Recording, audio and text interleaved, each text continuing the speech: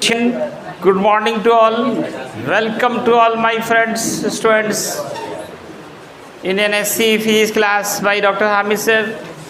Today our topic is key points or energy pack, power bank. Her exercise के समाप्ति पे हम लोग इस एक्सरसाइज में जितने फॉर्मूले आपने पढ़े हैं, जितने इम्पॉर्टेंट पॉइंट्स हैं जिनका यूज़ न्यूमेरिकल्स में करना है, ऑब्जेक्टिव क्वेश्चंस में करने हैं, उनको एक जगह हम लोग कलेक्ट करते हैं, जिसको आप पावर बैंक कह सकते हैं, एनर्जी पैक कह सकते हैं, की पॉइंट्स कह सकते हैं, बर्ड्स आई के नाम से अलग अलग बुक्स में अलग अलग हेडिंग दिए जाते हैं. हमारा करंट इलेक्ट्रिसिटी का first chapter introduction Kirchhoff law and it's applications, ये हमारा फिनिश हो गया था. इसमें बहुत सारे फॉर्मूले थे. इस बोर्ड पे आप दिख सकते हैं 35 फॉर्मूले लिखे हुए हैं और भी कुछ फॉर्मूले बचे हुए हैं. इसमें सबसे पहले आप शुरुआत किए थे इलेक्ट्रिक करंट से. इलेक्ट्रिक करंट का फॉर्मूला पहले बताया गया था, आई से डिनोट करते हैं. कई फॉर्मूले बताए गए थे, D Q by G T, Q by T, N E by T और वी बाई आर. आर क्या है? रेजिस्टेंस है, जिसका फॉर्मूला पढ़ा था rho into L by A. Rho का नाम रेजिस्टिविटी था. रेजिस्टिविटी का फॉर्मूला इसी फॉर्मूले से आर ए बाई एल.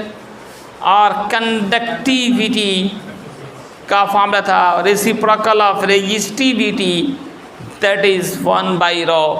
और एक था इसका एक ही दूसरा फॉर्मूला, इसे यहाँ से निकाल सकते हैं. रॉ का ये फॉर्मूला पुट करेंगे तो एल बाई आर ए. एक कंडक्टेंस भी बताया गया था, जिनको जी और के से नोट करते हैं. It is reciprocal of resistance, that is 1 by R. Ohm's law तो सब पढ़े हुए हैं, V इक्वल आई आर.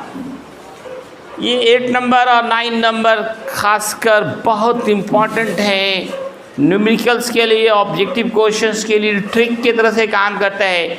अगर किसी वायर को खींचकर लंबा करें, लंबाई n टाइम्स हो जाए, तब ऐसे कंडीशंस में रेजिस्टेंस n स्क्वायर टाइम्स हो जाता है. अगर आफ्टर स्ट्रेचिंग है तब, विदाउट स्ट्रेचिंग है तो n टाइम्स ही होगा.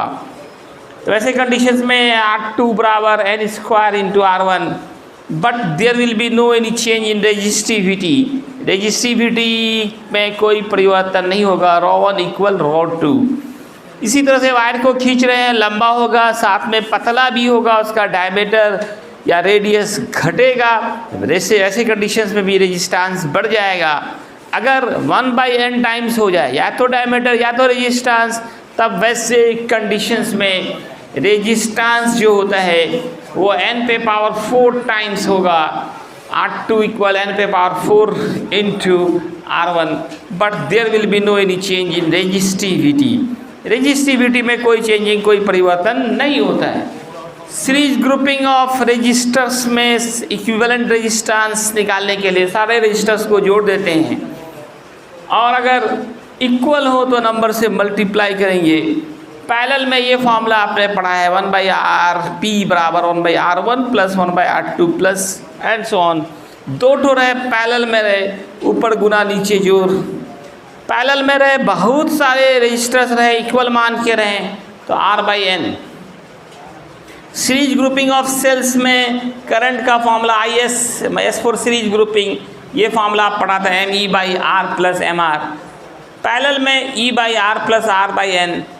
और फिर आपने मिक्स ग्रुपिंग में एम फॉर मिक्स ग्रुपिंग है N E by N R plus M R. Mix grouping में ही मैक्सिमम करंट के लिए कैपिटल आर बराबर होना चाहिए एम आर बाई एन के.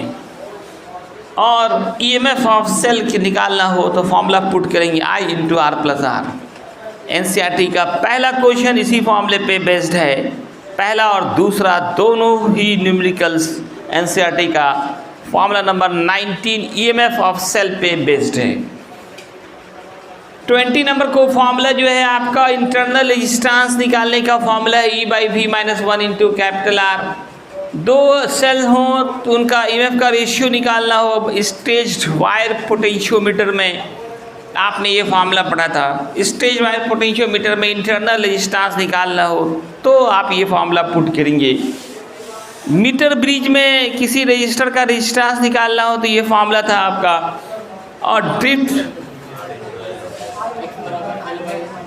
क्या था? ओ अच्छा उल्टा हो गया।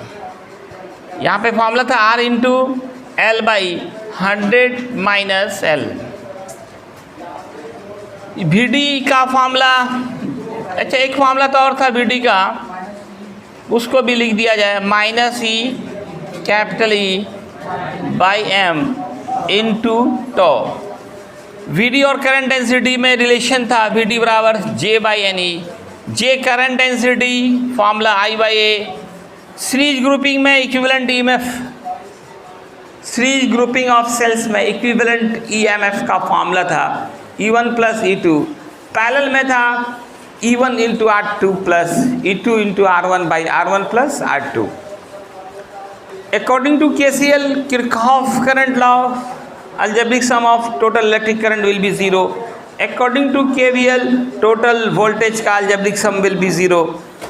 In balance Wheatstone bridge formula था R1 by R2 equal R3 by R4। और फिर किसी रजिस्टर को गर्म करेंगे तब वैसे कंडीशंस में इंक्रीज्ड रेजिस्टेंस का वैल्यू निकालना हो तो ये फार्मूला पुट करेंगे R2 minus R1 alpha R1 delta D. Increased resistance का मान निकालना है, इंक्रीजमेंट इन रेजिस्टेंस, रेजिस्टेंस में वृद्धि निकालनी होती है फार्मूला। अब बढ़ा हुआ रेजिस्टेंस निकालना है तो ये फार्मूला पुट करेंगे। थर्मल कोफिशिएंट ऑफ रेजिस्टेंस निकालना हो, इन सब पे बहुत सारे क्वेश्चन शुरू में NCERT में दिए गए हैं। रेजिस्टिविटी में भी जस्ट लाइक रेजिस्टेंस ही होगा आपका formula ρ2 minus ρ1 alpha ρ1 delta T. यहाँ पे R1 नहीं ρ1 होगा। Very good Yusuf. ρ2 निकालना हो तो ρ1 into 1 plus alpha delta T. और ड्रिफ्ट वेलोसिटी का ये फार्मूला था minus E capital E by M into tau. Tau is relaxation time. और भी जो फॉर्मूले बच गए हैं वो आप खुद से लिख सकते हैं। इतने सारे फॉर्मूले एक एक्सरसाइज में। अब आप न्यूमेरिकल्स देखेंगे, हम लोग अब NCERT से न्यूमेरिकल्स करेंगे। थोड़ा देर के लिए स्टॉप कीजिए।